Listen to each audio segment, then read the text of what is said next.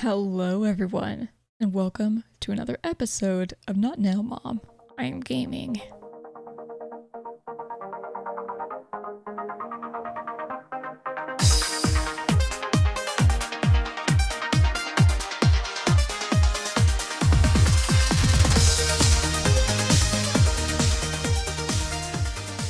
My name is Kay, and on this episode, we'll be talking about My Brother Jim, which is a walking simulator made by the devs Tonguch Bojur, I believe.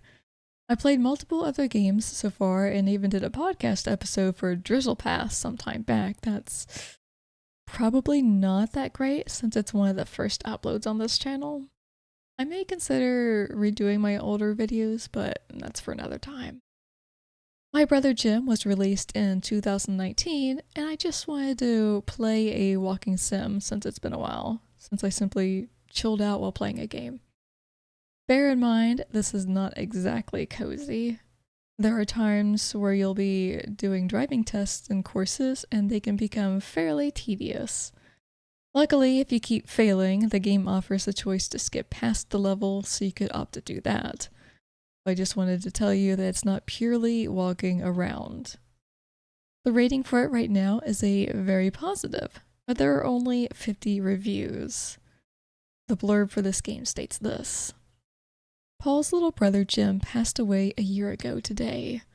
Now Paul goes for a walk up to the hill where they spent their last night, watching the fireworks around the city.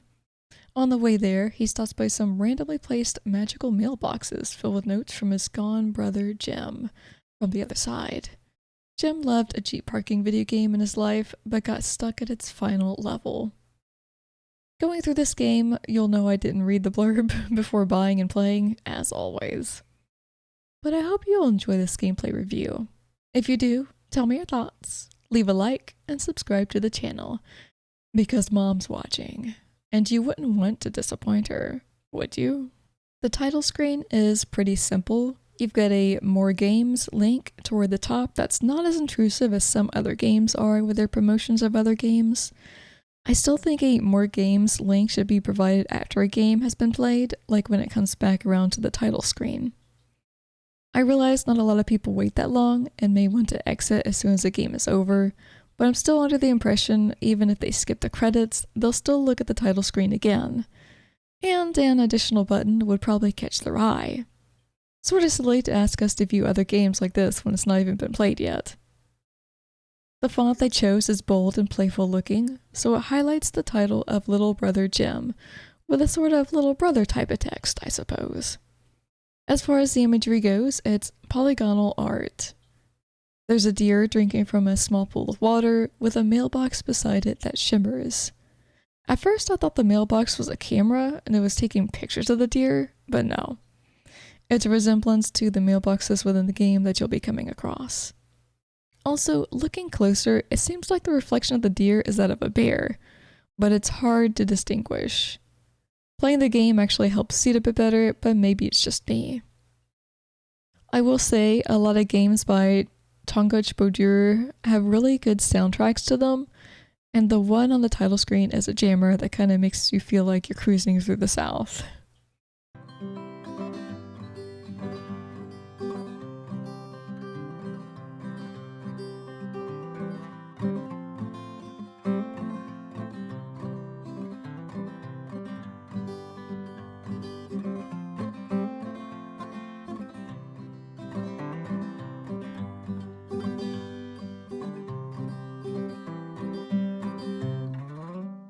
Within the settings, you'll have 5 categories: General, Controls, Audio, Display, and Graphics. In General, you can choose a language as well as if you want to have the crosshair on, which I don't think I really minded. There's force feedback, but I wasn't sure what that meant and left it on. There's also the option of head bob and DLSS. A lot of times head bob doesn't bother me, but in some games it can be a bit much. I don't know what it's like in this game because I took it off.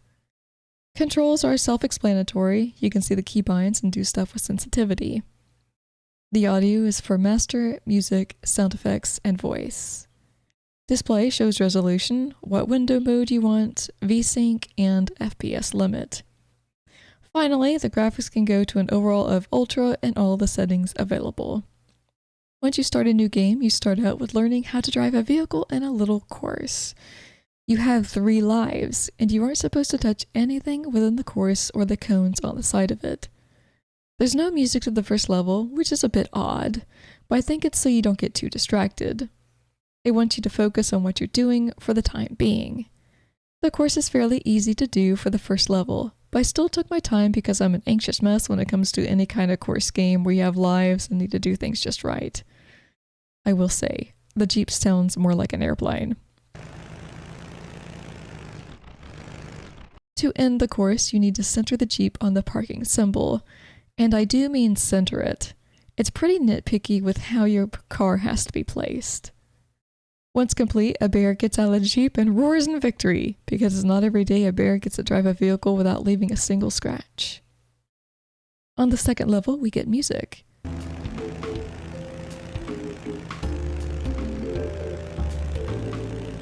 It also states that you have a handbrake in this level, though it doesn't give you the keybind for it, meaning you'll need to find it on your own, either by checking the settings or testing different keybinds to find it.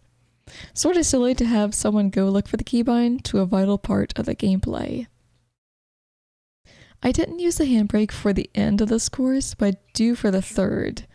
It's a hard stop, so you can brake slide into a turn, which is what I did when the parking symbol showed up to the right, but you could keep going straight for what I assumed would be a dead end, because this game does have those in these courses. The fourth level is a bit more nighttime than the others and has some pumpkins laying around outside the cones. It also reminds you to use the handbrake. I did it in increments, because I'm a chicken when it comes to accidentally hitting the out-of-bounds cones. In fact, I forgot to use it and hit the cones anyway, which knocks off a Jeep's life from the top left. This course tricks you with a couple dead ends, so if you hit those, you'll at least get some backing up practice. By the way, that cone was way too close to the parking symbol. The fifth level is short and sweet, but there are coins you need to gather before the parking space will activate. You'll know if coins are in a level because it will show if there are any to collect in the bottom right corner. No Mario coins found here, just a little plop. In level 6, an area will be blocked off by cones until you get the appropriate coin to open it. I did a lot of pulling forward and backing up to align the car correctly to get back through the course because I'm not a fan of backing it up. At least not that far. Level 7 proved that I'm not very good at unclear directions. There's a red area on the ground and before it, it states wait. But I thought it wanted me to wait on the red tile. And so I kept stopping on the red tile, which would light up and place me back at the beginning. And as much as it pains me to say this, I repeated this action so many times that the game came up with a prompt that asked me if I wanted to skip to the next level. So hey, if you're having a hard time with a driving course, you can always skip ahead. I'm not sure if the achievements trigger or not if you skip levels, because technically, you're still going to reach certain levels to activate the achievements. I didn't skip. Turns out you have to wait for the red light to come on, and when it turns off, you can drive over the red tile. Basically, don't be on it when it lights up, or you get taken back to the start of the course. I ended up going the wrong way and hitting a dead end, so I had to back up all the way to where the red tile was, and, you guessed it, had my tires on it when it lit red. In level 8, there are 2 coins to obtain before you can park your way out of here. It's also raining, but luckily that doesn't add more stress to your driving skills unless you hate driving in the rain as much in a video game as you do in real life. You have to collect 4 coins at level 9, and it has a whole lot of paths you can take, meaning a lot more chances to end up at a dead end. I got a little crazy with backing up and hit 2 different cones, but I made it out with a single life to my Jeep. Level 10 is interesting because it makes you back up after collecting the first coin, because it's a narrow lane and the path you passed up was blocked up until the coin was grabbed. When I got the second coin, I struggled with backing up at an angle because my brain doesn't like to work backwards for some reason.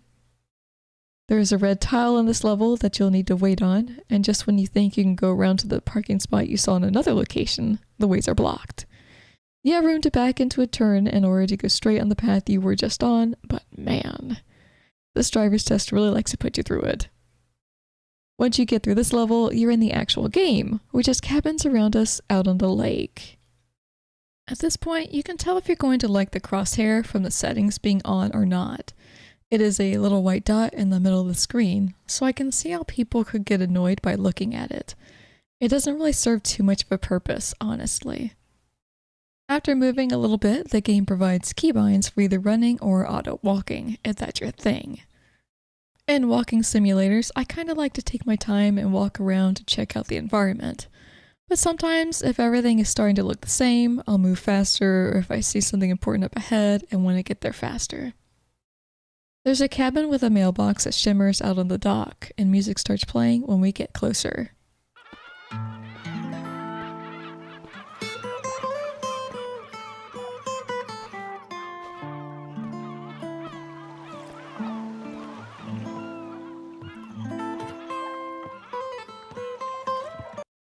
For some reason, I didn't think I could get to the mailbox. I guess I figured it was more of a landmark than anything, so I basically moved on until I reached the second mailbox, which activated a story. Once I knew they told a story, I had to double back to the first one. Turns out I just didn't see the path that would take me out to it.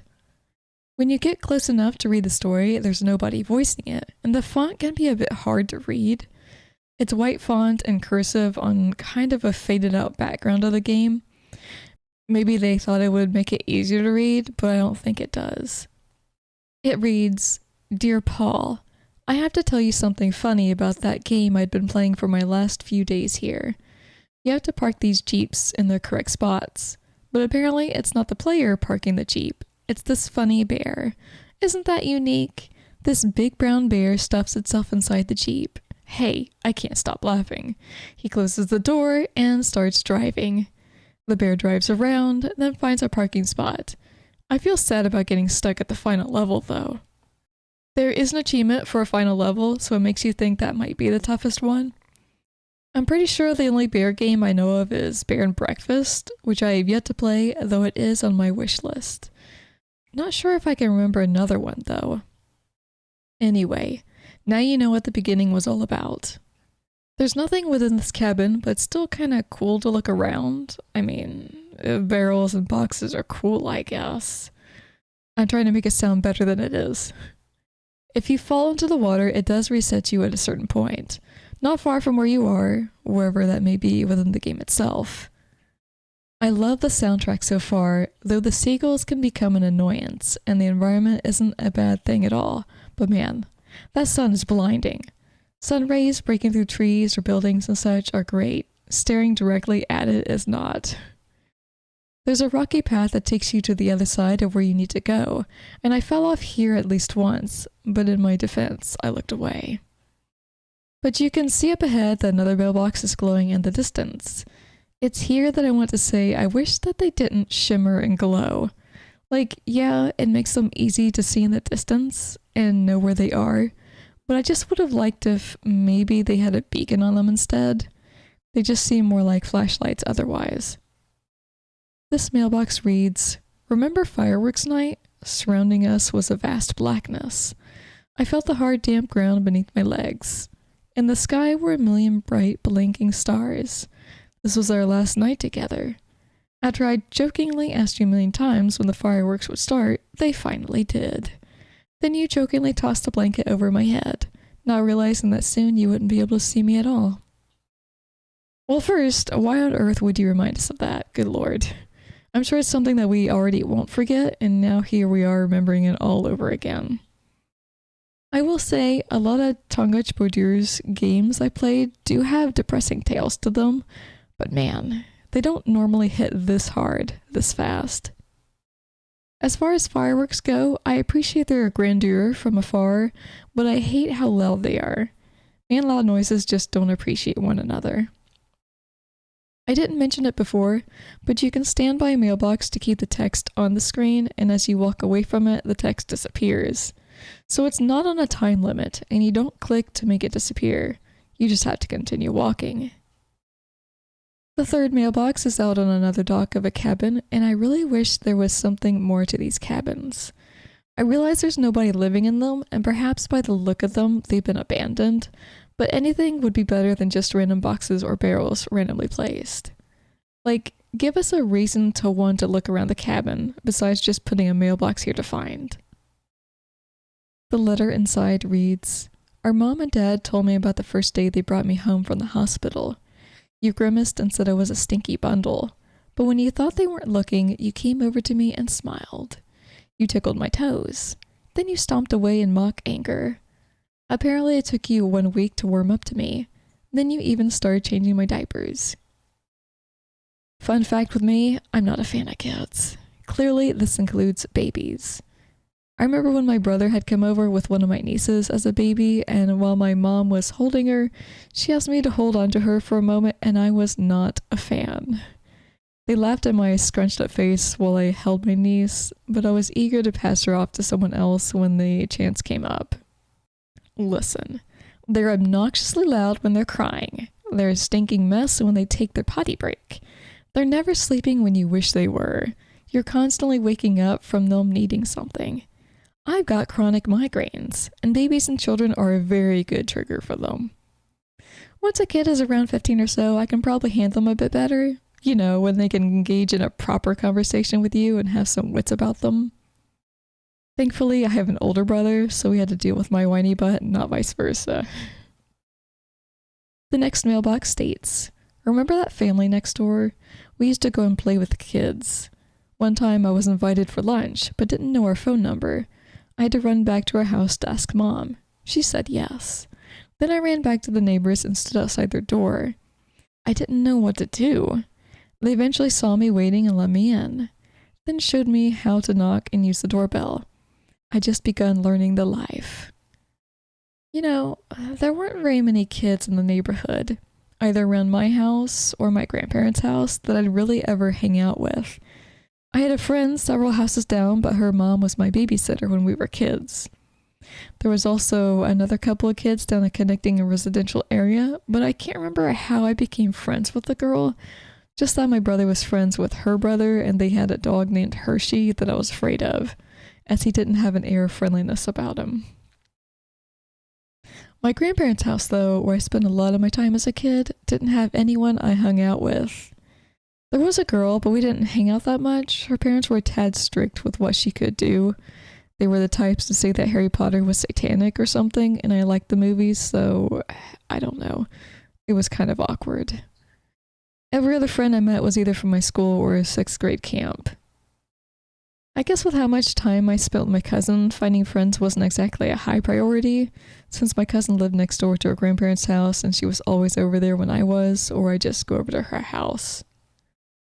As far as not knowing to knock or ring the bell, I have forgotten doorbells were a thing in my 30s, since it'd been so long since I actually went over to someone's house. I'd always knock, and sometimes people just don't hear knocking, especially when they're wearing noise-canceling headphones. When we walk away from this mailbox, our character blinks and turns to face a giant door in the distance, as if emphasizing the point of the letter. Then we blink again, and the door is gone. The next mailbox reads, "Do you remember our first vacation where we stayed at a fancy hotel? Our parents told us to keep it down and not run around. They told us to go on ahead and they'd meet us at the restaurant. So we walked to the elevators by ourselves. Then we pressed every single button. The elevator stopped at all the floors and everyone was mad at us. We were such a pair of menaces." I don't think we ever stayed at a fancy hotel before, but we've been to a whole lot of them, given our family used to go on vacation a few times a year.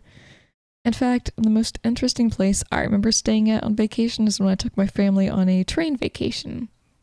We stayed in a sort of log cabin that looked really nice on the inside, and outside there was a fire pit. Nothing like that in the hotels we spent days in. Just indoor and outdoor pools that we'd hang around in during our downtime. As far as pressing every button on the elevator, I've definitely done that as a kid. But I waited until I got off on our floor to do it when nobody would know it was me. They definitely had to know it was some asshole kid, though. At the next mailbox, we used to live in a big city, but sometimes we were allowed to visit the local park. When we were really lucky, we'd all get in the car, then drive out to the country. We'd be told to be careful with the barbed wire fence, that it was private property. We'd often head to the national parks, then we could run around all we wanted. One time I hid behind a tree for an hour and gave everyone a heart attack.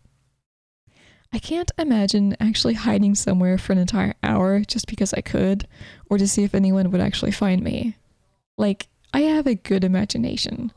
I can stay in a single spot for a while with no issues because my brain will just make up scenarios.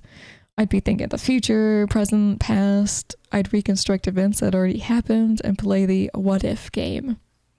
But to just hide and wait? Nah, I couldn't. We finally leave this area and enter another one. Not that the previous was a bad place to be. I looked around a lot and found several screenshot-worthy spots, but it's always good to change it up. Unfortunately, the environment didn't change all that much. It's still kind of the same foliage and flowers and whatnot, but this time we're not by the waterside and there aren't any annoying seagulls to listen to. Up ahead, there's someone waving their arms up on a hill we make our way to. The music slowly pans out as we get closer to the person until we blink and they disappear. It almost feels like we're hallucinating things. And while I'd hope there'd be a change in music, it goes back to the guitar soundtrack from before, which was a little disappointing. Mainly because I know these games have good soundtracks, and to not change it up at this point makes this game so far one of the more disappointing ones as far as music goes. But hey, at least we get a look at a waterfall that creates a stream we'll be running along to get to the next phase of mailboxes. And the first one we get here says, "I'm sure you don't want to read all about kids' memories, brother. I just want to jog your brain so you remember, and even tell you about things you didn't know. I'm sure you know that I love you and always will. I know you loved me." We can't take it for granted. Look at all those other families who don't even speak to each other. When you have your own family, always remember to listen and love. Clearly there's some red flags in that letter, such as putting the fact that we loved him in past tense, while his love remains in the present. And then talking about how we should stay in touch with our families and show our love to them while never taking it for granted. That just screams something happened to our younger brother and he's no longer with us. Which I suppose was obvious from the fireworks letter, but still. Now instead of abandoned cabins by the lake, we've got ramshackle, broken down buildings that we come across, which could easily collapse at any given moment and bury us beneath the rubble. What fun it is to find a mailbox under something that could end our life too, brother. It reads, "You know how I loved computer programming, and that's what I was studying to do. What you don't know is that I wanted to be a rock musician. Yes, I confess. All those times you yelled at me to turn the music down because it was loud and blaring, I took guitar lessons, but I sucked at it. I tried singing in the shower, but it was bad. Well, a guy can dream, right? While I can't really relate to wanting to be a musician or being in a band, I have played the acoustic and electric guitar, as well as piano and flute for school. Piano I'd done for longer than the other instruments, with flute having the shortest amount of time. I really like music. Certain songs can just touch the soul better than anything else can, and can also just really relate to your mood. Heck, sometimes songs can even switch you to a different mood, depending. That's how it is with me. But I think after all that time of playing different instruments, it just felt too monotonous. There's only so many chords to play, even though there's a ton of songs to learn. There wasn't really a sense of adventure or a higher calling for me, which is why I went to drawing, then writing, then gaming. This time, when we blink in-game, we see an electric guitar in the distance until we blink a second time. We're kind of moving away from the waterfall and stream at this point and just heading through a narrow path that doesn't offer too much on the visual end of things, such as pretty screenshot material, but I'm sure it'll get better. For now, the next mailbox reads, "Do you remember Samantha? Probably not. She was in my grade, not yours. I had such a huge crush on her, but she didn't know I existed. One day, at recess, I ran up to her and gave her a kiss. What a look on her face. I realized I shouldn't have done it. I could have been injured. But later, we started hanging out. But the rule was, never ever mention the kiss. I've never kissed anyone at school. I didn't kiss anyone until late 20s or late 30s. I don't think I can even say I had a crush on someone while I was at school. I dated someone, but I wasn't like hooked on his attention or anything like that.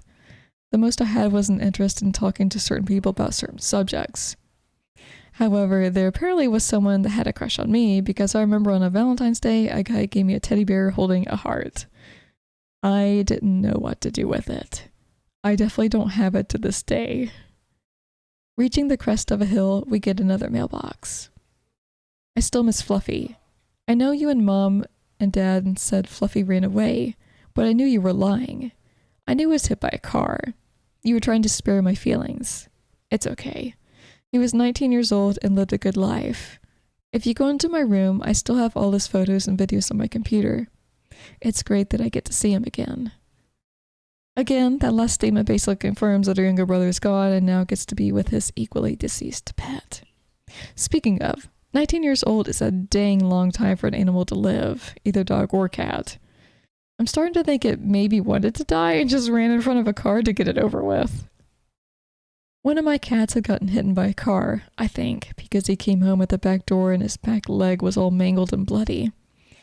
I, of course, was crying and panicking because my parents were out of town at the time. One of my uncles was allergic to cats, so couldn't help, and something about other family members not being available. I finally got a hold of someone to take him to the vet and they put him down. Super depressing for a kid and quite traumatizing, if I'm being honest. I didn't have anyone to help me out through it aside from my family member that took us to the vet, since it's not like my parents were home. Aside from my cat, we'd caught a wild turtle and it managed to get out of its bowl we had it in outside, and it ended up walking out to the road and getting hit. Not a huge loss, but more of a, well, that sucks moment. Also, to change the subject, I think the music changes here, which is really weird that it would shift on reading a mailbox letter rather than shift to something different on an environmental change. I don't really see the logic in it.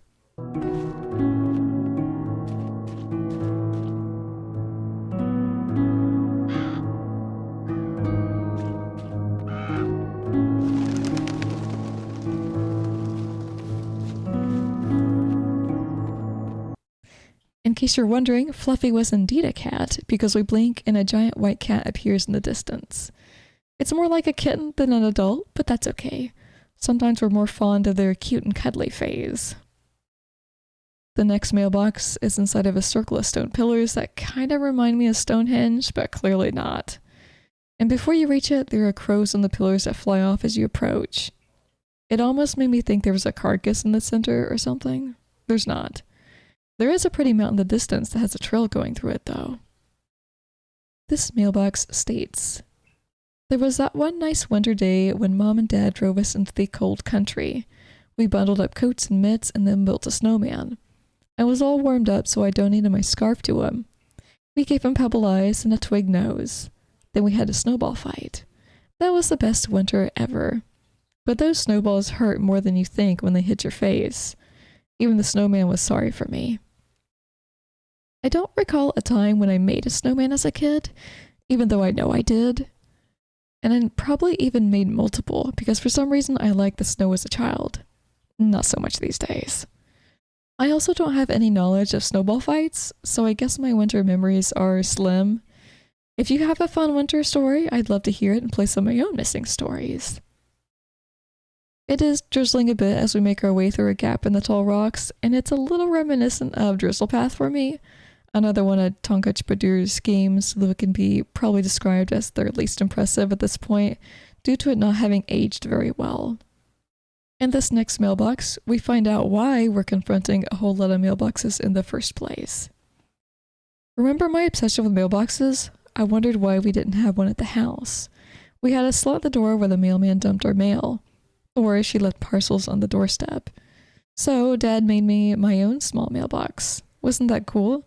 I expect it's long gone now, but we used to have fun putting letters in there to each other. Do you remember? This is why I've sent mailboxes on your path now. I think I can understand how someone might become obsessed with something that they don't initially have, such as a mailbox. You've got all these other houses with them, but not yours, and it's kind of a bummer and might make your place stand out a little too much in your mind. So you look at them more often when you see them, and then you start wanting that one, and that one, and that one. And given the looks on some of the mailboxes nowadays, and I'm speaking of ones that aren't your typical everyday, every house mailbox, It'd be fun to go through with buying several of them. I mean, really. Just check out some of the unique mailboxes on Etsy, or just Google unique mailboxes. You'll wonder why yours is so ordinary. As you progress forward, you'll notice there are some fluffy clouds that spell out the numbers 3234. A little weird, but just coming from a letter that spoke of mailboxes, it makes you think that was the number to our house address. The next letter reads, "Did you ever wonder why your Lego pieces went missing? That's because I would steal them to complete my own projects. You complained, but I just blamed the vacuum cleaner or the cat for stealing them. Mom would tell us she'd take it all away if we didn't behave. You never said a word of it to me, even though you'd see my Lego structures set up on my desk. It was rather obvious, wasn't it? Why is it we always decide to blame the pet for something that we've done? They're always the one to get thrown under the bus, and you'd think one would start to realize the ruse that when someone says they did it, it means the person doing the finger pointing clearly did it. Parents are probably more liable to see through a thinly veiled blame technique, but not a whole lot of the younger generation as long as you can back your story up in a somewhat manipulative way. At least as the older brother, we didn't actually rat him out, preferring to bicker about it, probably to make our younger brother feel sorry about what he did. If that even worked in the end. Doesn't look like it. The only time I was good at stealing things from people was when I was the banker playing Monopoly. Nobody liked it when I played the banker. At this point, we're coming up on a cabin that's not actually dilapidated and falling apart. But first, we're checking their mailbox. I have to make a confession. When you weren't home, I'd go into your room and snoop around. I knew you were out on call for your job, or you'd be out gaming with your friends late on Sunday night. So I'd sneak out of bed so I wouldn't disturb our parents. I use a flashlight and go into your room. I especially liked looking through your books and going through your desk. Oh, you better believe I'd snoop through my brother's room when he wasn't home. He was more of a socialite than I was, always going to parties and hanging out with his friends and doing things that were frowned upon by our parents, though they never really said anything. Which means I'd go through his drawers and pick through different things he had stashed away. I found a photo of him with a fake tattoo on his arm, and I do remember my parents clearly telling him no tattoos. I didn't say anything to them, but I kept it as leverage if he ever ticked me off enough. I was that kind of sister. I still kind of am, if I'm being honest. Now we approach the cabin and notice that there is a padlock on the door.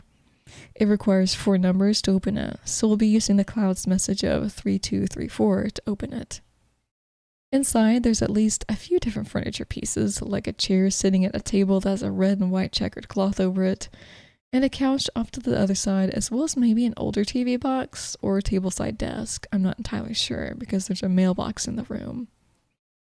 This time, it's not your typical letter you're receiving, but rather a question that needs answered via multiple choices.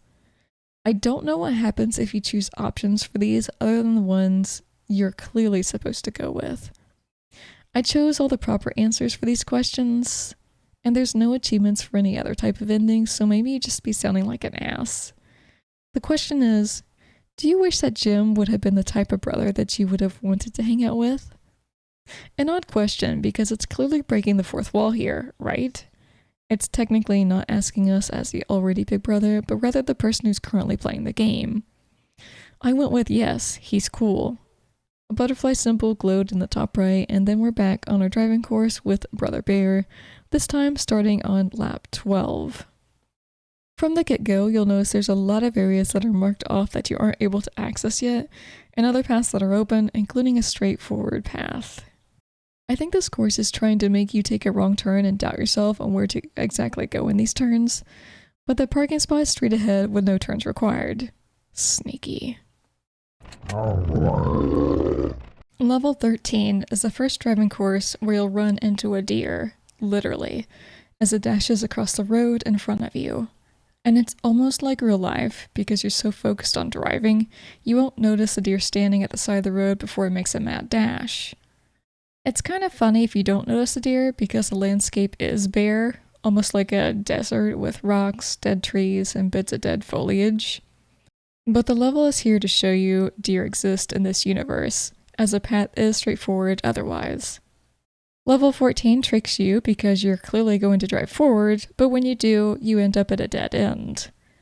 The parking spot was actually behind you from the get-go. Level 15 has a ton of turns in it and includes several strips of red where you'll need to stop, as well as an icon you can grab that seems to be a life replacement if you've already lost a life by hitting a cone or something. If you're full on health, it won't help you. Aside from those two things it shows you, it's just a lot of sharp turns until the end. I had the most trouble so far with level 16 and ended up restarting so many times from touching parts of the course too much. In my defense, while there are a lot of turns like the previous level, these turns are harder to take due to water barrels being close to the turn, meaning you're going to need to be a lot more careful. But I do like how it's dusk out. I think because the red lighting is just a nice visual aesthetic. Aside from all the obnoxious barrels, there's no other surprises. Level 17 is kind of the same deal as before, a lot of water barrels, a lot of turns, but because you dealt with the previous course, you should be more prepared for this one. You will need to find a coin before you can take the parking spot out of here, and luckily at some point there is a health orb if you've taken damage, and then another one by the actual coin. Get ready to do some backing up to turn around and make your way back to the parking spot. Level 18 was one of the shorter courses for me, as I didn't take any of the false paths that were offered. There is a large red panel right before the parking spot. Level 19 is an absolute pain in the butt. You start out already on the parking spot and there are 4 directions you can take, as well as 4 coins you'll need to grab.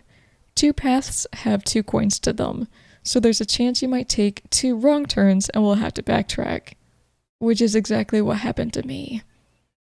When you start on level 20, you can see the parking spot directly behind you.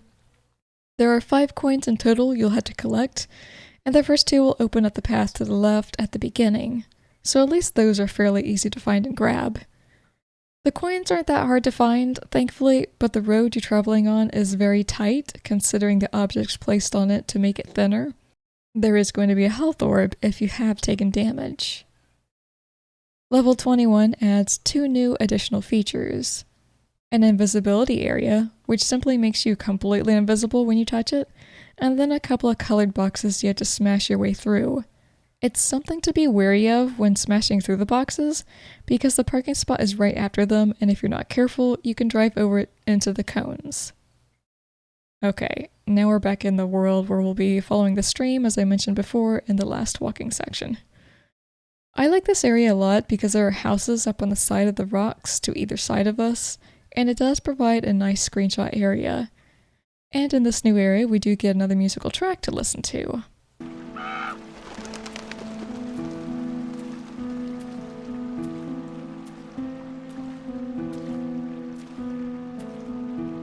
The first mailbox we approach reads, "There was that one day our parents took us to the lake. We'd no sooner set up the canoe and were out paddling when it started raining. I'd have thought our parents would call us back to shore, but they didn't. It was fine. We had a great time getting wet. Before the canoe overflowed with water, we paddled back to shore, where Mom was waiting with dry towels. Being reckless was fun to us back then." Well, I can't say that I was a reckless child in my youth, or even nowadays, because I definitely was not. Maybe I had as much anxiety about things back then as I have now, if a little less, which made me always err on the side of caution. Plus, I wouldn't get into a canoe. I don't like being in any kind of open water in a small vessel like that, though I did go out on a boat once upon a time with my family and went fishing with them. I was the only one that was able to catch anything, and I think I hooked a small shark, which wasn't uncommon, but cool. Definitely made me seasick while traveling out to our location though. I didn't get sick or anything, but it wasn't fun. We tread along the water not caring that our shoes and socks get wet because there's no way we'd be walking barefoot. Not with all these freaking rocks and pebbles digging into our feet unless they're already calloused and can take a beating. A statue of a man sitting down and looking out into the distance is on the left, looking like he's sharpening a crude stone blade. Further ahead is a mailbox that reads, "Many of these letters are about us when we were young, but I knew back then that we wouldn't be young forever. It was like I had a premonition or something. If you ever wondered why I joked around so much, while you remained the serious one, that's why. Life is short, might as well enjoy it yourself, right?" There has to be some kind of diagnosis for him coming up that made him terminally ill with a set deadline for when he'd pass. I mean, as far as him not exactly knowing there was something wrong, but putting on a happy face in a world of serious people, it does remind you that people know their bodies better than anyone else. So maybe there were signs that our younger brother couldn't identify, but still didn't feel quite right. Sometimes that's how I get before my blood pressure drops. Something won't feel right, but I can't pinpoint what it is until my whole body goes into a momentary numb state. The environment is starting to open up and become pretty to look at again, what with the lighting and all, but there is more to look at in the distance when we get to continue. Until then, the next mailbox. Do you remember how we sent that bully packing in grade 10? He said I was fat. I said I know that. He said I was pale. I said it was because I drank ale. Everything he said to me, I made a rhyme right back at him and laughed. You were so clever and right. Make a joke of it like their comments don't hurt us. They soon stop. I'm not sure if this would entirely make a bully back off. It'll certainly make them mad that they can't get a rise out of you and that you're making them look like a fool, which, depending on their age, I suppose, might initiate a physical reaction, like a punch or a shove to the ground. Something that could actually hurt since their words aren't doing the job. I myself never had a bully confront me. One of my friends walked into the bathroom while my nose was bleeding and they threatened to beat the crap out of whoever did it to me. I want to say they were joking, but they were also probably serious, so no bullies for me. But yeah. Judge what kind of bully you're dealing with, if they've been in confrontations before or they're all bark no bite. Well, I thought I was headed for a windmill, but it turns out we get another environmental change. The trees are really pretty though. They look like weeping willows, but their tendrils are a teal and white coloration. There are 2 paths you can take at the start, and when I took the wrong path, the music stopped. Completely. There's no mailbox back here, but you do see the front of a Jeep on top of a ledge, making me think it's supposed to be the Jeep that the bear is driving in the little gameplay sequences, which is fun. Music can also be fun, though. With nothing else back there, I took to go the correct path, where we can actually see mailboxes glowing as if to catch our attention. Which they did, but I wanted to go the other way first. The first mailbox states, when you were hanging out with your big university friends, you didn't want them to know you had a younger brother. So I showed up and you told them I was your Uber driver. At first I was confused, then you winked at me. But I was mad. So after your friends packed up their books and headed for the door, I said to you, Mom wants you to vacuum the house before dinner. The look on your face. I think it's rightly so that he got mad. I don't know what the point was to hide the fact that you have a younger sibling, unless it's because they're a nuisance in your life, perhaps. But either way, the truth is going to be found out eventually, especially if your parents show up with your Uber driver for some reason or another. I'd get mad, but I wouldn't really make a fuss out of it. And just roll my eyes and consider him immature for trying to hide the obvious. Most siblings look a little like each other after all. The next mailbox is when the music finally kicks in again. I'm unsure why there was so much downtime, but there was, and then the letter we read says, You taught me how to ride a bike. We'd often go out bike riding after school, but before we had to help our parents make dinner. One day my bike went missing, probably stolen by that grade 10 bully. But you scoured the neighborhood and brought it back to me, and we never told our parents. I mean, you can now if you want. I think that's one of the main things kids would worry about, especially if they're leaving their bike outside the house, maybe leaning against the porch side or wall or fence or something. It always amazes me that people do this in video games, and for the most part, video games do tend to reflect some truths to reality. We have a really long driveway, so even if we do leave things laying outside the house, most of the time people won't be able to see it anyway, and nobody bothers to find out if there's even is anything for them to snatch. Although we did have the neighbors that rented the house next door, and they had a kid that would try to look in our cars to take stuff. I heard the car door shut late one night, and then another day my door wasn't shut all the way. I didn't bother locking my door since this crap never happened before. Lesson learned when ghetto folk lived next door, and they were nasty. By the time they were kicked out, the entire house was a mess with trash strewn everywhere, toilets overflowing with crap, dog poop smeared in places. The entire place had to be reworked. Continue forward in the game, and a gigantic blue bicycle appears above us in the sky, gone in the blink of an eye. Again, there are two paths to take, and I decide on the right path. Surprisingly, there is absolutely nothing there that I could find, so we continue to the next mailbox. Remember when I fell out of the tree trying to build a tree fort and you practiced first aid on me? Mom had to take me to the hospital, but the doctor was impressed at how well you wrapped up my arm. Only bruises, fortunately. I expect that's what you got your career idea from, and you called me the smart one. I don't recall a time when I ever went into a treehouse, but I do remember that I used to climb one of the trees in my grandparents' backyard. The same tree they always threatened to grab a switch from to swat our butts, though that never happened. It's also weird that a couple times now he's written mum and not mom as he had at the start. Now I'm unsure if we're British or American. Yet another left or right path up ahead, and I take the one that doesn't immediately show a mailbox. There was no mailbox on that side, however it did loop in a circle, so I had to go back to the start of the circle where I was to read the mailbox I would have missed. It reads, Saturday morning was the best. We get up at like 6 a.m. and go and watch the cartoons. Do kids today even get to watch cartoons? They sleep in until 11 a.m. and then get on their smartphones. Looney Tunes and Rocky and Bullwinkle are the best. Reminds me, dig through my DVDs and save those for your kids. Or watch them again. There are no age limits.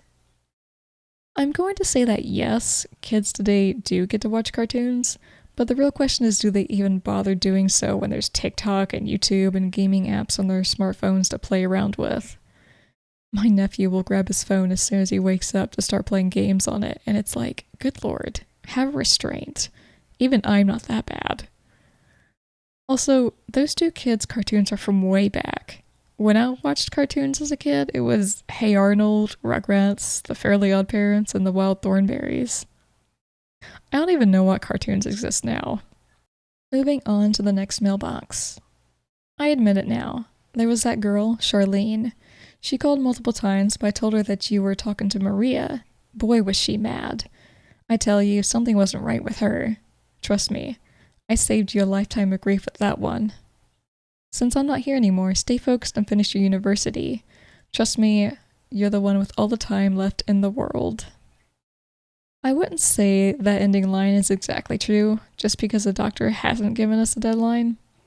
Anyone can die at any given time while thinking themselves invincible to a longer life. It just doesn't happen like that, unfortunately. As far as saving someone a lifetime of grief by blocking a girl from entering their life when it's better if they didn't pass that line, I remember liking one of the girls my brother dated more than the others, but they were always getting into fights and yelling, like all the time. It was kind of like with me and my first boyfriend, but I just wasn't that into him and stayed because I was afraid to back out and girls just had boyfriends and it was a thing. Not the best explanation, but there's not much of a better one for our predicament. Our next mailbox states, I don't think our parents were supportive of my computer programmer career choice. They felt there was way too much competition. And in gaming, no way, they said. I'd starve to death before I ever found a job. Your brother's going to medical school, so maybe you can go to law school? I just laughed. I was going to do what I was going to do with the time I had left. I hate it when people think something else will be a better choice for you, career-wise. Like, it's not even up to you anymore. They just want to get you into a job that makes a higher amount of money right off the bat. That's like telling someone not to be an artist because too many people are artists out in the world. Yeah, but everyone has their own interpretation and style of artwork. Just like a computer programmer for gaming is going to have different ideas than others that have already been down the gaming path. Don't tell people what they can and can't do. They'll prove you wrong. Now there are 3 paths to choose from. The right path was a dead end, and then I started to go the left path, but that seemed to loop all the way around to the middle with no mailboxes in it. So I just went back to the middle path where the next mailbox was. I want you to know that I'm not perfect, brother. As posted earlier, I went through your things when I was a kid and I borrowed what I wanted until you got home. I also blamed you for eating all the pie from the fridge that time. I told Dad you had done it. Not sure what happened after that, but hey, sorry. There were way too many salads for dinner and I was a growing boy. At least he admits he's not perfect. We've already seen the flaws ourselves, and none of us are perfect either. I've certainly blamed my brother for things that I did, but we never got into a big amount of trouble for anything. On another note, I love salad with Olive Garden Italian dressing. When we start walking, a ginormous cake appears up ahead. Not a pie, a cake. I would know, because I'm not a fan of pie all that much, but I do love me some cake. Continuing forward, we're met with a cute abandoned house that we can't go inside, but thinking back to all the other buildings, there probably wouldn't be much inside anyway. Instead, we'll read what's in the mailbox. There was that time you rescued Squiggles from the university's laboratory. You didn't have time, so I looked after him. I still remember that rat. What a character. When I walked into the room, he'd stand up on 2 feet and wiggle his little nose at me. You even got them to stop testing on animals, and that was quite an accomplishment. And I'm proud to be your brother. There's animal testing done in schools? I know that you dissect frogs at some point, which is gross, mind you. When am I ever going to need to know what and where the insides of a frog are? I didn't think there was any kind of animal testing going on, though. Most of the time, a rat's just going to be a pet for a classroom. I've never had a rat, but I used to work at a pet store where I'd handle rats and clean out their cages. I liked them, but they always kind of scared me since I didn't know if they were going to bite or not. We didn't always handle the animals all the time like they were meant to be if you're going to own one as a pet. Their claws caused my arms to itch like crazy whenever I got them out and handled them. With a blink of our eyes, Squiggles appears above us in all his ratty glory. Serious kaiju moment going on. I take the path in front of the house and we get to see the Jeep again, and then fog settles over us, but nothing else. It's a dead end. I turn back and finally get a good look at the front of the house, and it looks really nice.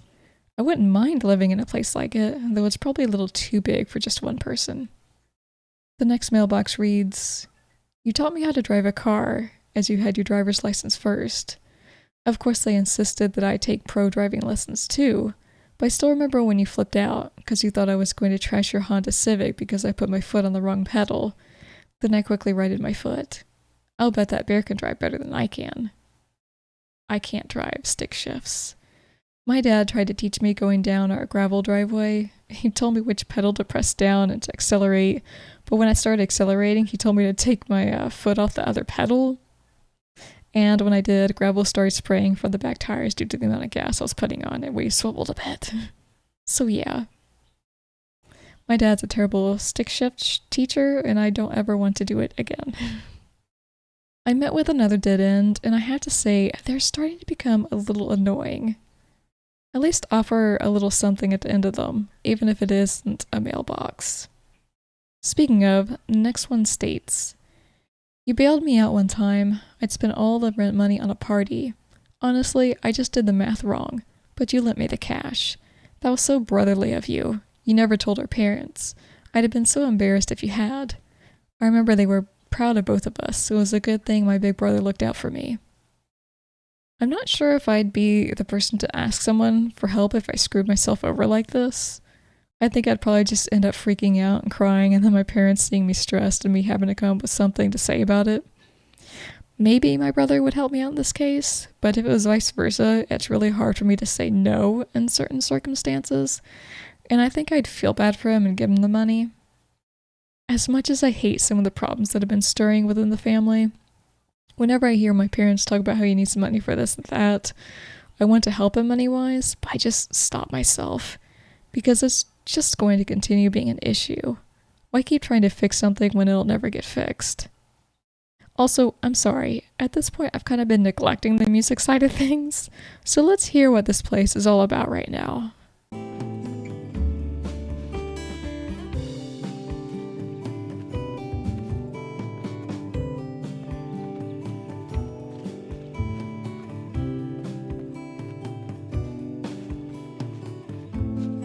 Now that that's out of the way, the next mailbox.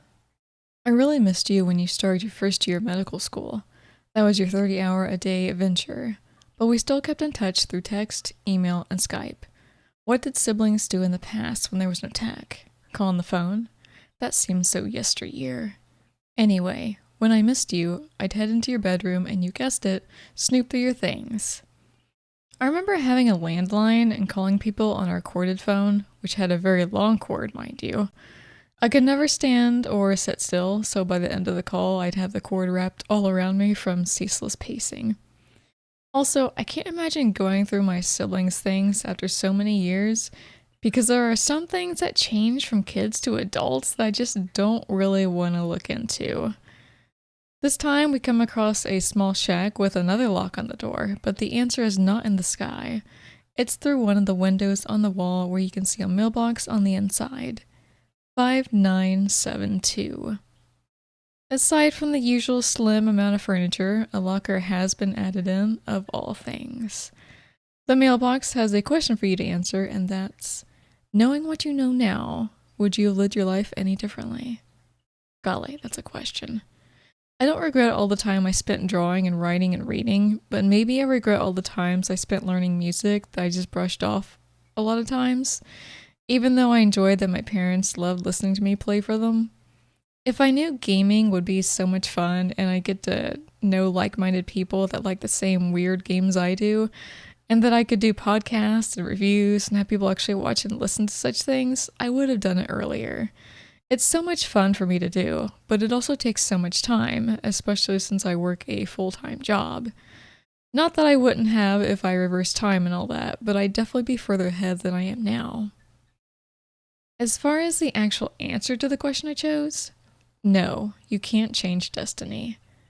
And thus, we're back on the roads at level 23, which makes me think maybe it doesn't really matter what answers you choose, because I figure the first choice would be more appropriate. Maybe it is just up to you to answer honestly with yourself.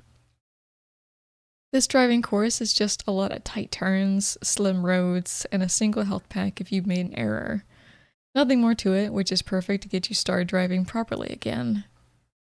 Level 24 had a deer run out toward me, but I actually missed him because I was driving so fast, so there's that. Sometimes you just get lucky in a video game just like real life. There is a trick to the route where going straight will lead to a dead end when you should actually turn left. You're introduced to the jump mechanic in level 25. It's a red bar that you'll be jumping over, so if you touch it, you're thrown back to the beginning. Past that, there's a left and right path before the parking spot where you can grab the 2 coins you need. On level 26, I had fun swerving to the right and backing up into a coin in order to turn left and continue forward to grab the other coins, get past a red space on the ground, and even crash through a double set of boxes. The boxes do explode into pieces, and they can block the screen, which might block how well you see the parking spot. At level 27, you want to back your car up and rev up for a jump over the bar, because you can't do it at a dead stop. There is another one that leads you to the correct path, while the other is a large dead end that allows you to back up easily, maybe for more speed as well. You'll need 2 coins on level 28, and thankfully the game gives you a perfect chance to back up easily when getting that first coin. After that, just head to the parking spot and you'll have everything you need to leave. I don't know why it took me this long to start having fun with doing slide turns with the handbrake, but I can't tell you how many times I had to restart the level 29 course from slamming into things. Not only that, even if you're being careful, there are a couple chances for you to hit some deer. Don't worry, I got through it only after around 8 deaths. Level 30 was a lot easier with just a jump and a lot of different breakables to smash through. I think level 31 wanted me to back it up after collecting that first coin, but there was no way I was even going to try, so I backed up best I could in the small amount of space provided in order to double back. It was just a matter of getting the other coin on the way to the parking spot. And finally, we have level 32. This one introduces you to the speed orb, and this is one you're going to want to be careful with, because if you're going fast and grab one of these, you're going to go faster and it's easier to wreck into something or make a dumb mistake. Here you're going to grab the speed boost while jumping over a red line, and there's a barrel ahead, so don't tilt the car toward it when landing. There's a second speed boost and red line before getting to the end. Another new environment, and this time it feels like we're actually walking along a hiking trail. Just one littered with mailboxes, with the first one saying, "When we were young kids, we lived in an apartment building. Then, when we were both in school, our parents bought a house. Our first winter there was spectacular. A fine layer of snow fell to the ground. We almost raced out of the house in t-shirts and slippers, but Mom yelled at us to put our winter gear on. Then we ran outside and built a snowman. It looked more like a bear, but that's okay. We made it together. Well, I don't have a story like this because I've lived in the same house with my parents since I was born. My brother was the only one to go to a college dorm and get his own place with his own family. Also, here Jim is writing mom with an O instead of a U again. I'm not sure if he realized he was doing it at the time. Lo and behold, when we step away from the letter, there's now snow forming on the ground. It might look pretty, but I'm still not a fan of the cold and never will be. The next letter says, "It was springtime and Dad wanted to clean out the basement. The first step was to carry everything up the 4 small steps to the yard, dump it there, then go through it all later. Wow, you were so strong carrying your load. I had trouble carrying things, so got relegated to carrying the small boxes and stuff. Finally, it was all out. Dad sure tossed out a lot of stuff that day. I wouldn't be able to carry a lot of boxes myself, since I'm such a small, weak little girl with the arm strength of a baby child. I'm also the kind of person who wants to carry 10 grocery bags at once into the house because I don't want to make several trips out to the garage to bring them in. But if there ever comes a day we clean out the garage, heaven forbid, I have no idea what we'll do with all that stuff in there. There's no doubt it would look so much better and more roomier, though. The snow on the ground is now gone. We'll just blame global warming on that one. And when we look up, we can see a giant floating box with who knows what inside. Although it looks more like an office supplies box than a junk box. In the next mailbox, after the yard cleaning, we had this big garage sale. I was so tired from cleaning out the basement, I could barely move. I took the money that people handed to me. I hope I counted properly, because by the end of the day I didn't care anymore.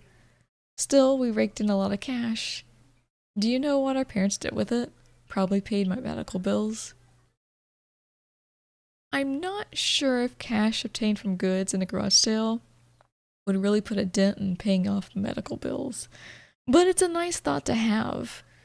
I'm sure their parents spent it towards their kids, maybe more specifically toward Jim, but there's no way to know for sure. I don't think we'd ask for anything knowing our brother was on a downward slope health-wise. We used to have several garage sales going on at our grandparents' house, since the driveway is a whole lot shorter than our own place. I remember selling some of my books, and I think we might have even got rid of our SNES when all's said and done, since I certainly don't have it anymore. And I stopped going over there as often after my grandma became sick and bedridden. If that was the case, I definitely didn't get the amount of money I should have from it. Oddly enough, after those mailboxes, the scene shifts again.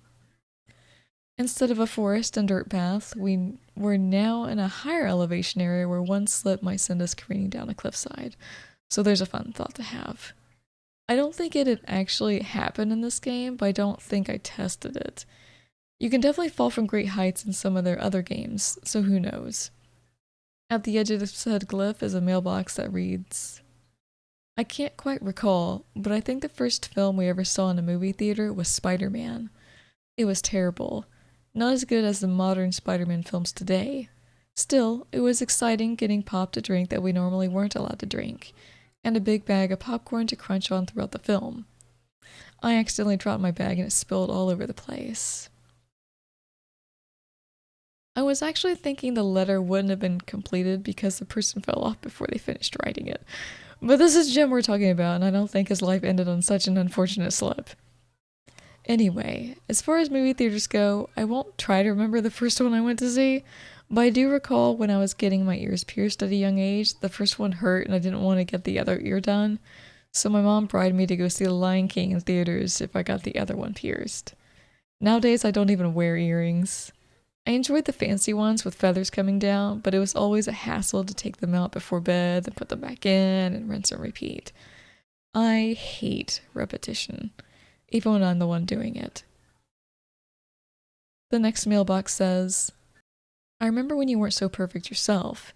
You decided to collect dead bugs, remember? You'd make these elaborate settings and put them into display cases, along with the name of the species.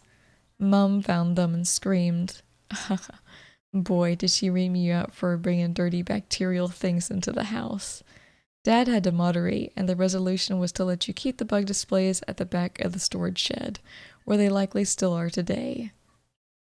It takes a certain type of person to want to have display cases of bugs spread out around you in a room. Like, some bugs are interesting, don't get me wrong, but on another note, some bugs just need to be disintegrated by fire. And if spiders were a part of that collection, even though they're not bugs, oh no, that's crossing the line. After that letter, we get another scene change. I wish I knew why we're going from one place to another so quickly. If we were entering different phases of Jim's livelihood, then maybe I'd understand it a bit better, but for the most part, he's been talking about their childhood and nowhere really place-specific aside from the lake. Before we read the first letter in this section, here's a clip of the music.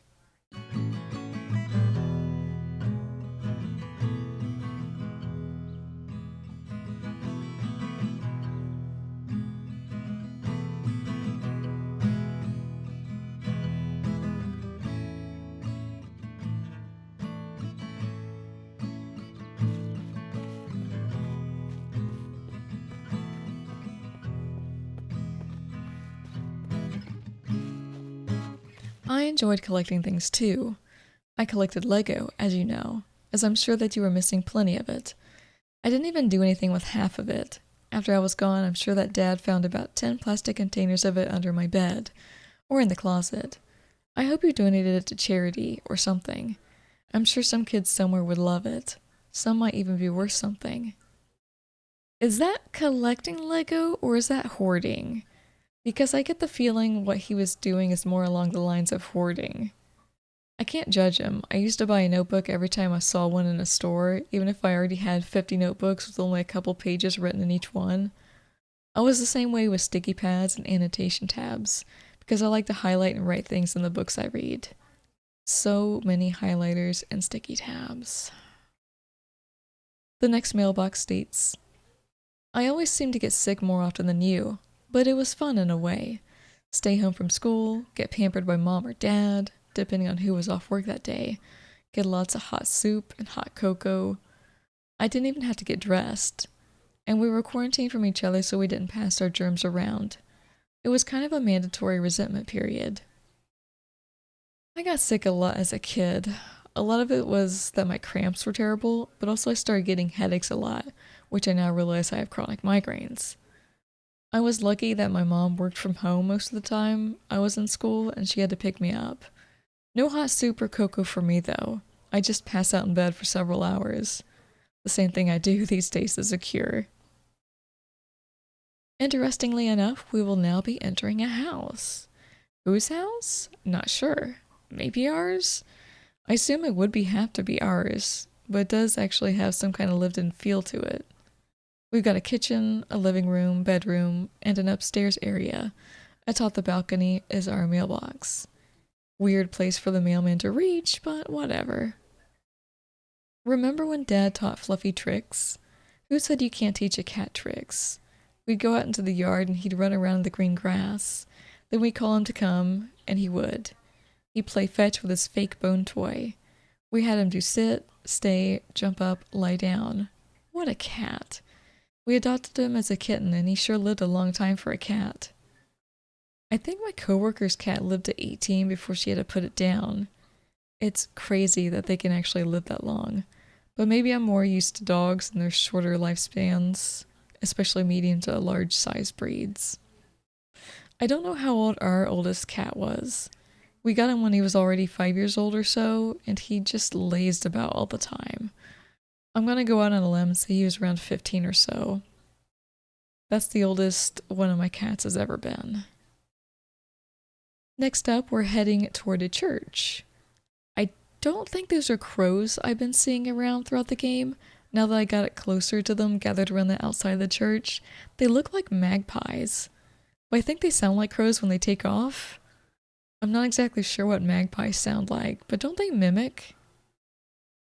The mailbox says, there was that brook behind the house, kind of like a river, but much smaller. In the summer, it would dry out. In the spring or fall, if you listened hard enough, you could hear the sounds of the water slowly dribbling over pebbles and stones. Sometimes there was even a fish or frog in there. It was refreshing to take off socks and shoes and stick one's feet in there. We have a creek in our front yard that I'd always try to catch frogs or find tadpoles in when I was younger. Embarrassing story, but there was also one time where I got my shoes stuck in the mud, and I had to go to the bathroom so bad. I just stood there crying for a hot minute. I don't remember the outcome, but my bladder was unruly back then, and something might have happened outside of my control. Behind this church is a small cemetery with a cluster of headstones.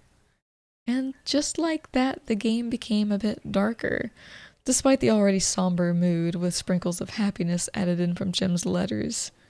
Sometimes it's hard to remember that this game revolves around a deceased brother as a sort of celebration of life. Or maybe it's just me that kind of forgets the subject matter, considering how the pretty environment can steal my attention away. The next mailbox states, I wanted to win the lottery. Do you remember? I wondered what the point of going to school and finding a job was.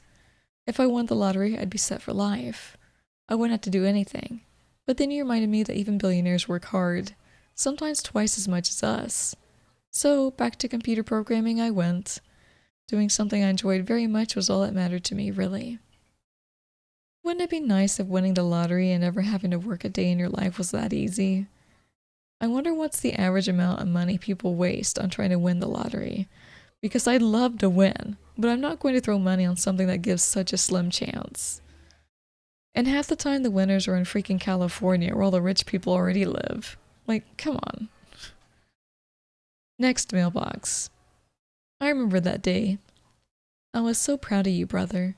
You volunteered to donate blood in my honor. You had just reached the minimum age. You had that rare type 2. What was it? O negative, that's it. I wish I could have donated blood too. Honestly, if I could right now, I would, to make up for what all those amazing blood donors did for me. It brings a tear to my eye thinking about it. Once upon a time, I used to donate blood. But I stopped at some point, and I think there was a reason I couldn't one year, but then also because I'd have a vasovagal response to blood. Looking at blood being drawn makes me feel faint. Even talking about blood or anything of the sort makes phantom pain appear all over my body. I hate it. Though the whole ordeal is for a good cause, of course.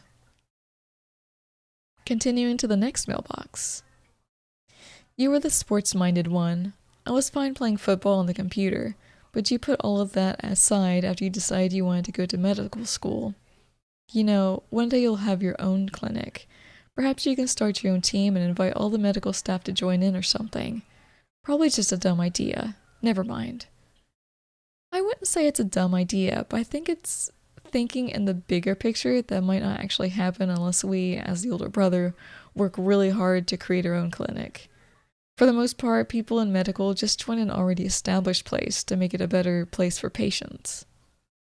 My brother actually works in a hospital, in respiratory.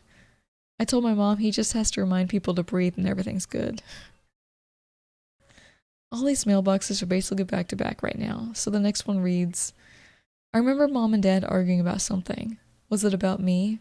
They locked themselves in the bedroom and were yelling. Normally they didn't fight.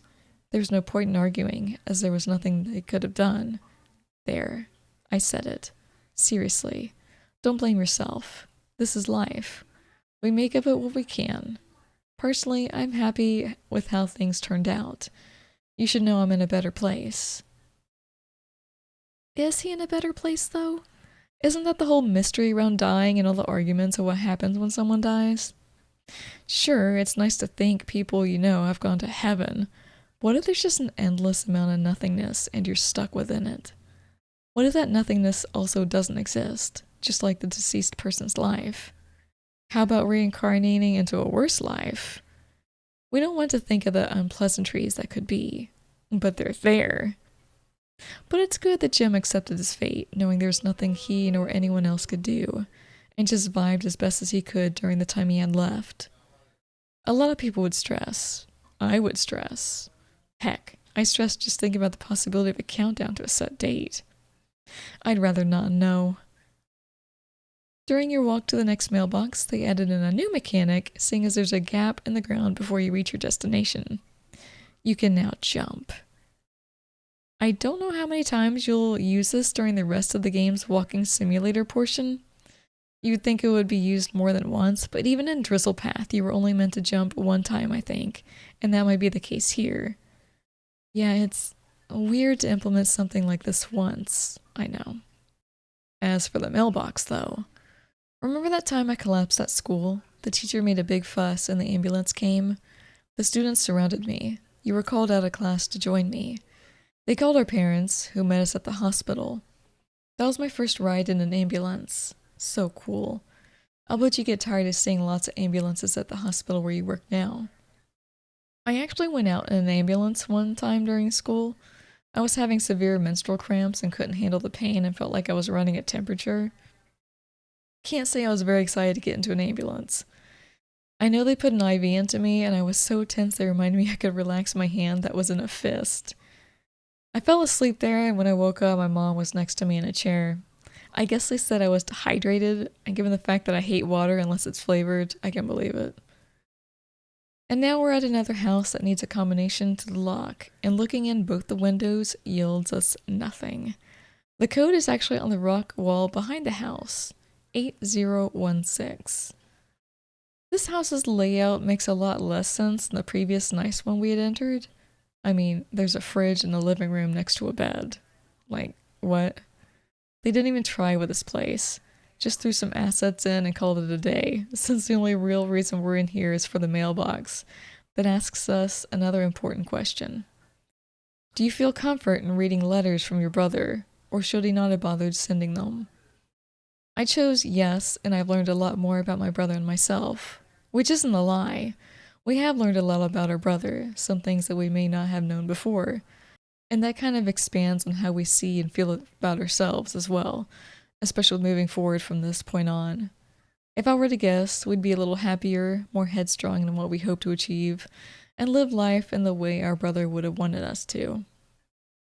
Of course, answering that question means we're now on level 34 of the driving course. Welcome back to Hell on Wheels. The first level here is going to make you do a bit of maneuvering at the start, because you'll need to break the boxes on the right in order to give yourself some room to accelerate and jump over a red line, which also happens to have boxes before it. Once that's done, you're good to go for the parking spot. You have to be careful in level 35 as you'll need to acquire 2 coins, and each of those coins has a speed boost in front of it. Go too fast and you'll accelerate into the cones. Level 36 is so bright and full of colorful trees, I swear it looks like it might be someone's birthday being celebrated up in here. I haven't been in this colorful place since friggin' Discovery Zone, if any of you can even remember that. There's a red line you have to jump, and boxes need to be broken to reach the end. Oh, and a deer. Don't forget to notice the deer. There are several invisibility fields you'll be driving over in level 37. I don't really understand them unless they're just there to make your life a little harder with driving because you can't specifically see where you are, making it more difficult to go around turns or speed up for red zones. You need 4 coins to get through level 38, and while they weren't a problem to get, I did get a little lost on where to grab them. Not to mention there's a speed boost before a red line you jump over before the parking spot. Level 39 was a little confusing to me. There's a long stretch of red on the ground in front of you, and you're able to back up into a section. I thought there might be something back there, so I went ahead and looked, but it's a dead end in all directions, meaning you don't have a speed boost or anything to get you through that red zone. Just your own speed and a prayer. Basically, it's all about timing. You want to be at a high speed when you get to the red path when its light goes out, which means there's some mental planning going on before you jet forward through some boxes, a speed boost, and the finish line. I do not like backing up while on an invisibility field, but that's exactly what's going to happen more than once in level 40. There are quite a few of them, along with a line to jump over, which lands you on another invisible field. Whee! Level 41 had me hitting a deer, just because I took the speed boost that was offered to me, so thanks for that, game. Level 42 is a straightforward path where you'll be breaking boxes one after another and getting coins in the process. Though toward the end there's a red line to jump over, so don't get too distracted by all the pretty colors on the screen. Don't trust any of the speed boosts in level 43, because you'll be hitting deer due to not stopping in time. And those deer are actually being hid by the environment pretty well. And finally, the open or somewhat open world. This segment is really short, having only one mailbox in it, but it's got a very pretty section that's perfect screenshot material. Basically, you have a bunch of cabins up ahead, and they're all lit up by different colored lights on the outside of them, ranging from reddish, yellow, teal, and purple. You can't get close to them because they're on the opposite side of the cliff, but they're pretty to look at. Kinda like during the Christmas season when you go through a neighborhood just to look at everyone's different light shows. Walking around the trail is a deer that you could also get a shot of before it runs away, never to be seen again, presumably having fallen off the cliff, just like the deer that didn't make the jump in the beginning of Death Stranding. Rip deer. Around the bend is a mailbox that reads, "I got so serious in my last set of memories, so let's go back to lighthearted letters, okay? These days I imagine your daily life as you're at home after a long shift at the hospital. You'll wash up, then toss a fast food meal into the microwave. You may feel lonely, as there is no time for relationships when you're an intern. That's why you love spending 16-hour days at the hospital, so you can connect with people. Yeah, people get lost in their work for different reasons, and sometimes it's to avoid the inevitable loneliness of going home, or knowing there's going to be another fight when you get home that you don't want to deal with, or some other thing that's far more depressing than your job. I like getting lost in my work because it's less time for me to have straying thoughts when I'm focused on something in front of me."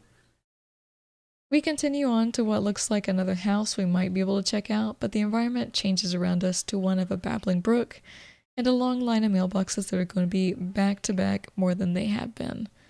So consider this the home stretch section where we'll be reading the letters one after another as they're served to us.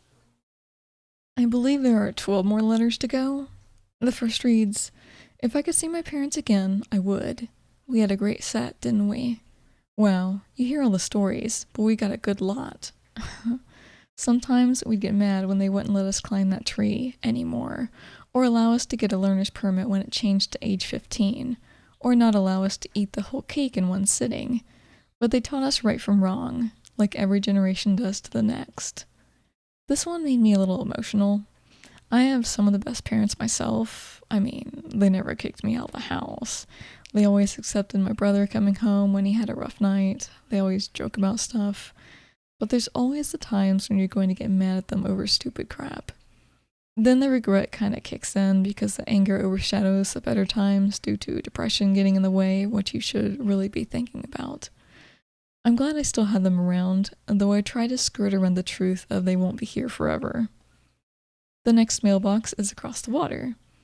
I loved school up until grade 10, then grade 11 and 12. I think I heard that bully is now a flight attendant. How ironic. Now he must put a smile on his face and withstand complaints from others.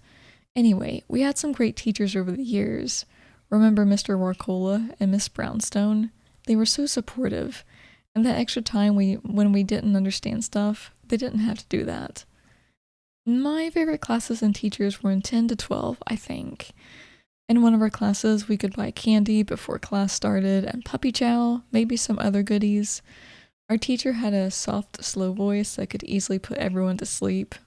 One of my English teachers would read my writing and make comments on it, so that was fun. I enjoyed a lot of the teachers, even though some of the classes weren't my strong suit. I went to a vocational school for a couple years to learn art design. Moving on to the third mailbox, you get to see a plane in the sky, which is terrifying because it's aimed downward on a crash course for Earth. We had many friends throughout the years, the ones in the apartment building, the neighbors, and at school. I hope you looked at some of the old bunch and let them know what happened to me. Maybe reconnect? I'll bet you have nothing in common, but at least you'll have something to talk about, right? Talk about me. Look for my address book. You'll find all the contacts you need in there. Wouldn't it be a little weird to reconnect with past friends you haven't talked to just to bring up your brother that passed away? I mean, I get that they were his friend too, but it just seems like a weird thing to bring up, unless they ask about him specifically. It would be fun to go out somewhere with everyone and do a celebration of life for Jim. Fourth mailbox. Our relatives were on the other side of the continent. I remember only 2 trips to the West Coast, and maybe a half dozen relatives visit us over the years. I still remember our grandparents. I'm glad I had a close immediate family, as we never saw anyone else. Anyway, I'll bet you saw them all last month, right? A big family reunion. I wish I had been there. This is kind of weird because it makes me think Jim knew almost exactly when he'd be passing.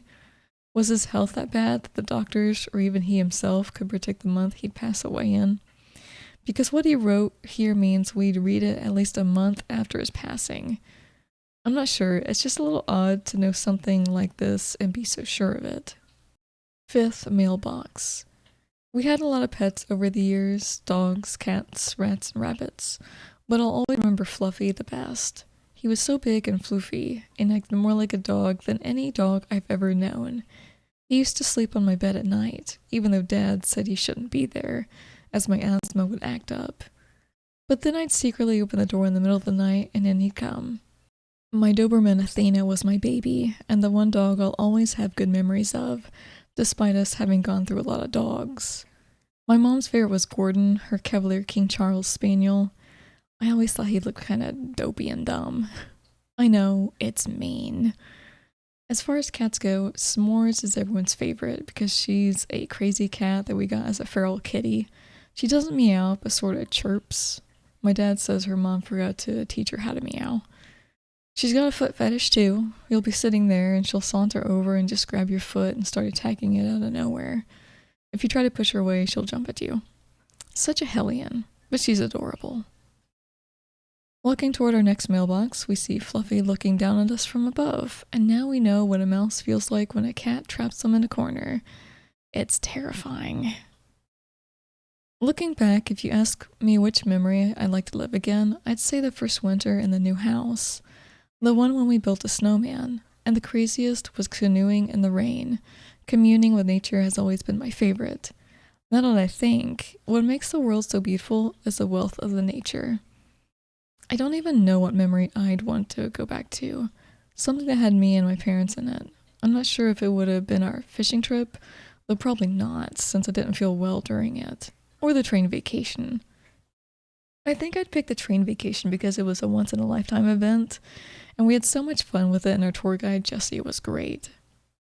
The next mailbox reads, I can never learn how to approach ones like Charlene. I guess they get eliminated by unnatural selection. In fact, sooner or later you see that everyone has a match. The deal is to find the one. I hope that Charlene has.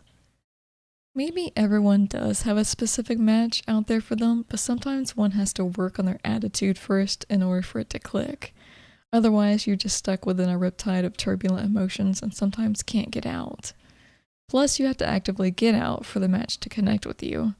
Someone like me probably won't find their match because I'm too busy staying inside and working on podcasts and reviews and games to bother with finding a special someone. The idea of being interrupted when I'm working bothers me. The next mailbox, leaving 4 more left. People's imaginations leads to such comedies. A huge bear has gotten into the Jeep and is seriously driving it, parking and stuff. But the real comedy is the fact of how short life is, and that the people ignore it or don't even notice. And where I am now, everyone boggles at it. And where exactly is he right now at the time of writing that letter? Curious. I don't really have anything more to say about it, but yeah, the imagination of people knows no bounds, as suggested by many games. Especially like something like Date Everything. Walk away from this mailbox and there's a bear roaring at us from the heavens. So much for being comedic. The next mailbox states, I'll give you a secret, but keep it well. From here, we also see the future of the living. Some of us can even interfere with it. You've been granted a wonderful life, a very long life, full of health and peace, and this is upon you. I hope you get the most out of it. One part of me wants to say that Jim is under some kind of delusion, but this is a video game, and there's a chance that maybe Jim has written these letters while he's in the better place he spoke of in a previous letter. Maybe it's open to interpretation. Maybe it's not even for us to judge, but to accept that he's right and we're going to live a long and happy life. Heck, maybe that's all it takes to live the perfect life, to believe it'll be just that. Our next letter reads, I can't say much for the world. Everyone is in a different place. What works here won't work there. Basically, mind your own business. Change what you can, fight for what you can. Don't fight if it's not worth fighting for. Rinse and repeat. Don't read the news, turn off your devices, particularly when you're with loved ones. And this is coming from a computer programmer. Oh, and vote. That's a big one. I feel like that last suggestion was coming from the game dev himself, because it's a bit silly to tag on. But I mean, he's right on all accounts. Mind your business, do what you gotta do and what you wanna do, and just keep reaching for what you want in life. The news does suck. And I'm particularly bad at putting down an electronic device, even when I'm with my parents. It's just a force of habit to keep myself busy.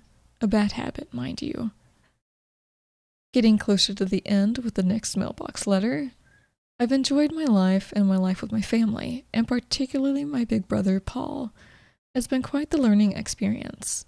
Sometimes it's been fabulous, sometimes frustrating, sometimes painful, like when Susie turned me down for prom night. I'm also happy and proud to have lived my life. And look at this cool game I made. I'll bet you couldn't have done that. Oh, just kidding. You can if you set your mind to it. And there we have it. This is all a game that Jim had created for his big brother Paul to play. But I wonder when we were actually supposed to play it. Like if there was a certain time after Jim's death that we were allowed to, or if even we knew about the game before Jim's passing. Maybe he kept it a secret the entire time until he's no longer here. I'm also wondering if there's going to be another game that Paul makes now, as the last sentence may have hinted at. And now we're at the final mailbox and the last letter. It's best not to look too much into the past. Look at me. I'm now where I can't park the Jeep anymore. Live in the present and plan for the future. Look forward to the future. Remember what I said in a past letter. Sometimes there's nothing you can do. If you have a faith, practice it. Be kind to people, my brother Paul. Now if you don't mind, Fluffy wants some treats, so I'm going to go find his treat bag. Jim the Stinky Bundle. I think that last part was him signing off to a previous letter where he talked about Paul saying he was a stinky bundle as a baby, which is kind of a gross but endearing way to end the final letter of a game. It's also kind of upsetting that this is it. This is all we're getting from Jim because he's gone, and there's nothing we can do about it, so we just have to move forward and cherish what we have of the people we no longer have. With that being said, we do continue forward to the hill that was talked about, where we spent the last day with Jim watching fireworks, and there's a scene with a small amount of voice acting to it. It was cool to have Jim. Not everyone has the opportunity to have a brother, or even a wonderful brother. For just a while, I've been respected and loved by a wonderful young man. It's definitely cool not only having a good brother, but one who watches out for you, turns an eye when you go wrong, and believes that small moments are precious for memories. I am truly the stronger person because I know I can't change destiny. I'm the person who doesn't place blame at the hands of others. I've accepted my life and my choices. My type of people are also happier. They take information with a grain of sand. If it's pertinent to them, great. If not, they move on. Perhaps I believe some greater force controls my life. Those letters are a treasure to own. I may have letters from when Jim was alive, but these letters have revealed more information to me about his life and our lives together. I'm so glad he took the time to create those mailboxes and stuff them with his new letters. And now let's take a moment to get through the credits scene before we jump back into the Jeep for the final level.